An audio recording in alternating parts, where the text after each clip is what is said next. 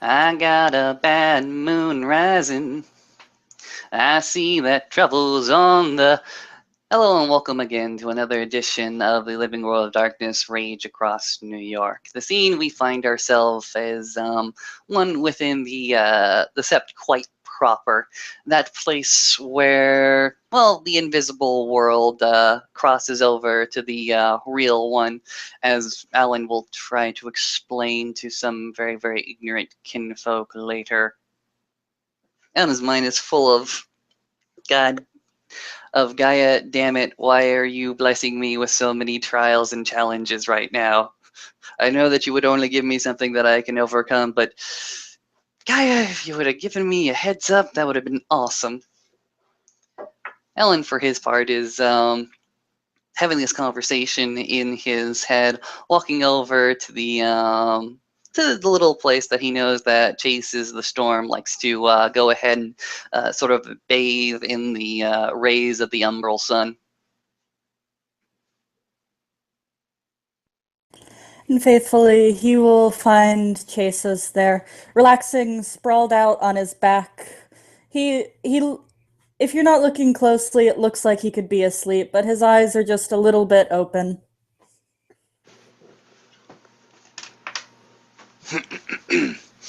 Raya? As soon as he notices you, chases the storm, rolls over, stands up, and shakes the umbral grass off of his fur, rubbing at one of his eyes with one of his paws. Oh, hello, Alan. Are we enjoying the rays of Helios right now? The weather is very nice. I love the summer. Mm-hmm. I could go into a very, very long and very, very poetic rant about how the summer is the season of new growth, how Helios is the most high in the air, how every ray is a gift from him in order to rejuvenate us and to grow us. And I could just go ahead and cut to the chase and say that Helios makes the entire word that much hotter and that much angrier. You could, you could. Are you not going to regale me, Galliard? I will do so if you so wish, Raya, but as of this now, business is more pressing. He lets out a little wolf chuckle and sits up at full attention at this point. All right, what do you need? Raya, I humbly request that you help me. Um, as of this moment, there is a cleanup that is being organized for later today for a small little cleanup project of the Hudson River, and I wish to make sure that things are covered. I don't intend for there to be any trouble, but I do wish the blessings of the river spirits in order to mm, protect the well-being and the safety of the volunteers there. Many of my, well, some of my kin and many other volunteers will be there, and I want to make sure that they, while they're working, while they're doing this very, very important work, are protected. I suppose that shouldn't be too difficult to arrange if you're already offering to clean up their home.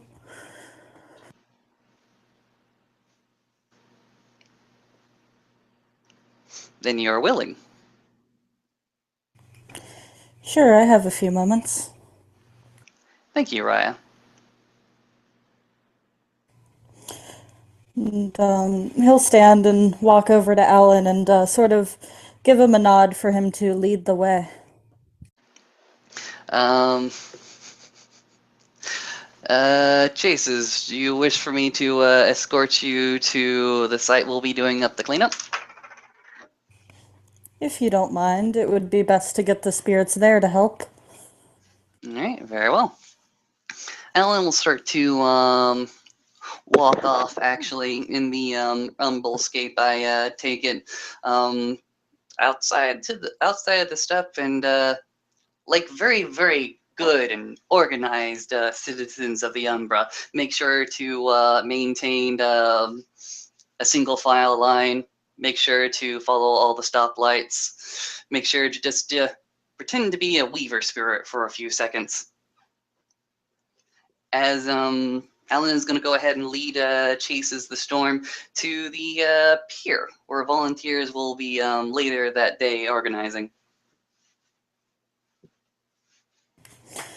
And the umbral reflection of the Hudson River is rather lovely, but you can tell that it's not perfect yet. The tiny, almost insignificant spirits of things such as those little plastic rings that you keep soda cans in, and various other pieces of human refuse are sort of just hanging around. They're bugging the water spirits and the animal spirits there. And save for that, maybe out in the distance you see a little pollution bane. Nothing of much threat, provided it be cleansed before too long.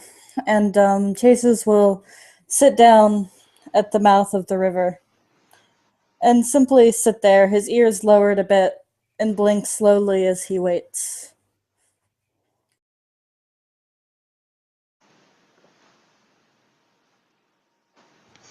Alan, for his part, is just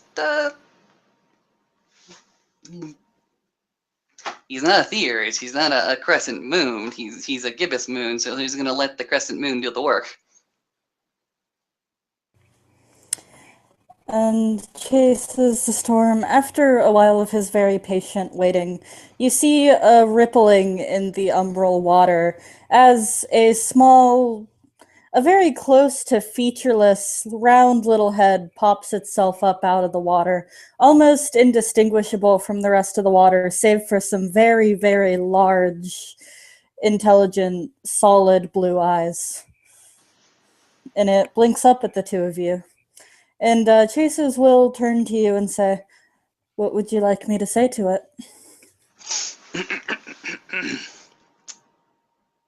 Say this. Thank you, Spirit, for making your presence known. I would wish to talk to you about your environment and what I can do to offer assistance.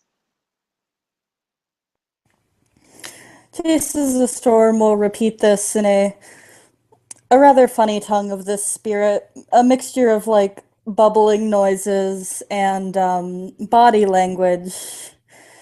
See him communicate with it, and the spirit will respond in this same weird little language as Chases then relays what it says to Alan. It says that it would love to have some help with its home. Please tell this spirit that later today a great many number of people will be here in the Tellurium in order to clean up the plastic and the trash, those foreign objects that don't necessarily belong, and that I would request its service. The spirit wants to know how it can help. Right. While the volunteers are here, I wish for their protection, both of their safety from your waters. I wish for you to be placid. I wish that their health would also be taken care of, that whoever walks here and whoever also helps clean up this river to be protected insofar at that time. He takes a bit of time to relay this to the water spirit, and there's a very quiet sort of silence that falls over them as the water spirit brings up a little watery hand to where its mouth would be and thinks this over. After a while, it makes noises towards Chases, sounding as if you were standing next to a babbling brook, and Chases again will translate. The water spirit is delighted to help you in preserving its home. It would like a small favor in return after the cleanup, though. Well, name the favor, and I will see if I can do it. The spirit asks that for 3 weeks after you are finished, that at the end of each week you will take the petals of a flower of one of the primary colors and spread it along the riverbed to make it more beautiful. If the spirit wishes me to spread these beautiful flowers across its banks once a week for 3 weeks, then I will do so. And he communicates this agreement to the spirit, and it nods happily before looking directly at Alan and waving its arms a little just to let him know that it's acknowledging him as well. Before it dives back down into the water, it ripples briefly before returning to perfect stillness, as if the spirit was never there in the first place.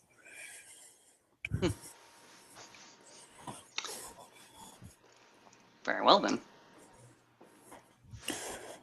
The Chases will stand and start walking back towards the cairn, looking back at Alan and just nodding. Water spirits are very agreeable, especially if you're offering them help first. Well, mostly I did this to cover myself. I want to make sure that the volunteers, as well as some of my own kin, are protected. I do know that spirits can be more amenable if you talk to them before you start doing stuff in their domain. That is a wise observation. As well as Chase's, this may be a little bit more of a Hamid thinking, but I am concerned about a few things. What is it that's bothering you? Well, last night, me and my fellow Garu went to enjoy a art gallery, and for some reason we got spooked very, very badly. It seems as if there was a report of a wormish being, but when we all look at our own memories, we don't see it. It was one who came later that told us that a worm being had been there. Along with that, two kinfolk were there. One that is close to myself, another one that is mostly ignorant of what she really is. I'm worried that they may have been put in undue amounts of danger. I heard rumors that you had encountered some powerful worm threat. I do not know of anything myself that's capable of just stealing memories, but my best advice would be to trust your instincts. They know more than most Hamids give them credit for. Very well. My instincts would tell me to cancel this entire event, but the ignorant kinfolk is headstrong to do this.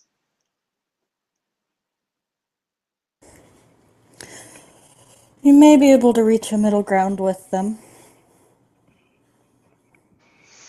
With the kin? Yes, you can continue to protect them while upholding your promise to the water spirit. This is what I plan to do. The promise of the water spirit can be done quite easily. The ignorant kinfolk was had the veil lifted from her, and now she is full of questions, uh, very much questions and concerns of her own. Well, you are the Den Father, are you not? Perhaps it's a good idea to enlighten her, if not just a little bit. I have been doing so, but some days I do not think I do. I try my best, and sometimes I don't think the best is good enough. If your best is truly your best, then it's all that you can offer, and that's all that Gaia asks. Very well.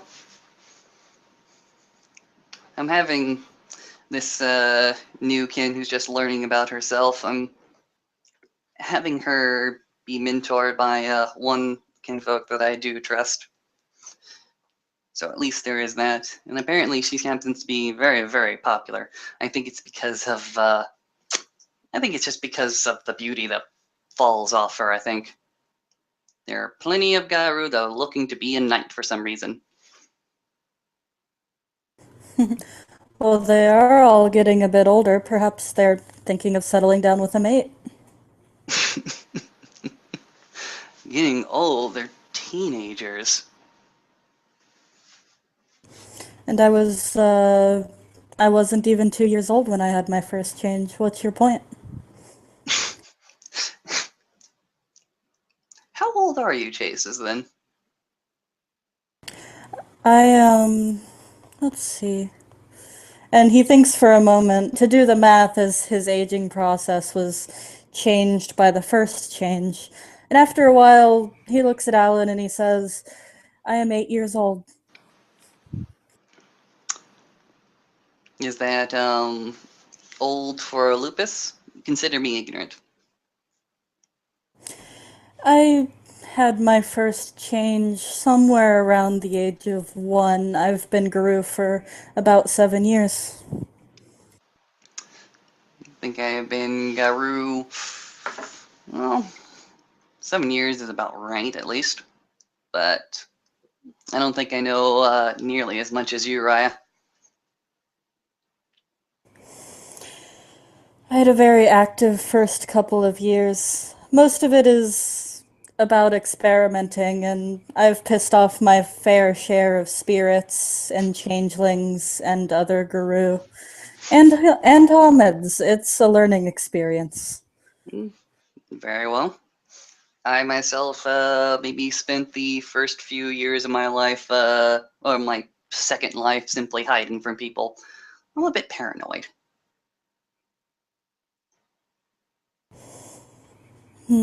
Hiding was something that I had to learn to do.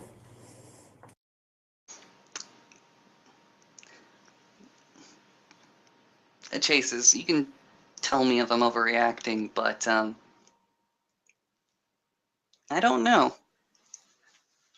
I want I want to protect the veil, but I see these young cubs and I see these my esteemed elders, and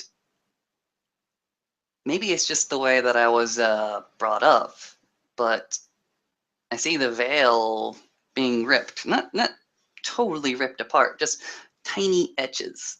And I'm not even talking about knowledge of our existence as Garu. I'm just simply talking about knowledge of us. Am I doing it wrong?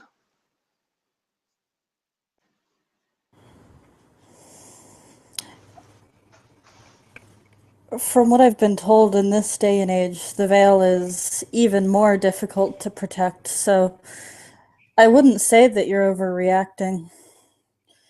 You just you need to be extraordinarily careful. You never know where there's a camera watching.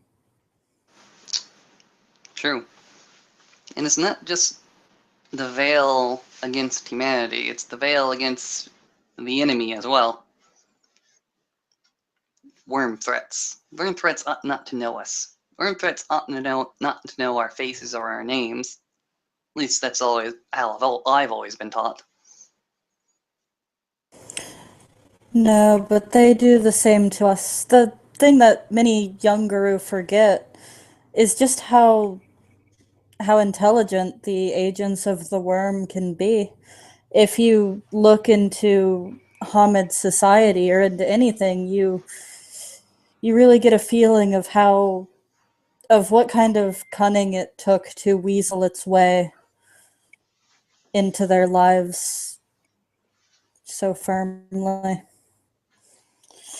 You cannot underestimate our foes. To do that would be signing our own death warrants. Very well. I'll go ahead and gladly accept the wisdoms of these words, Raya. But, Raya, I do ask you, how do I convince others of what I think? The Galliard is asking me how to convince people of his case. A Galliard, a smart one, usually goes to many, many sources in order to gather stories in order to provide for his case.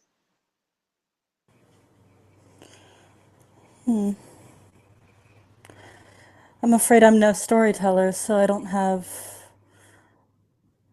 can't think of a story to tell you off the top of my head. I would say if you can find stories of failures in protecting the Veil, find stories of catastrophe.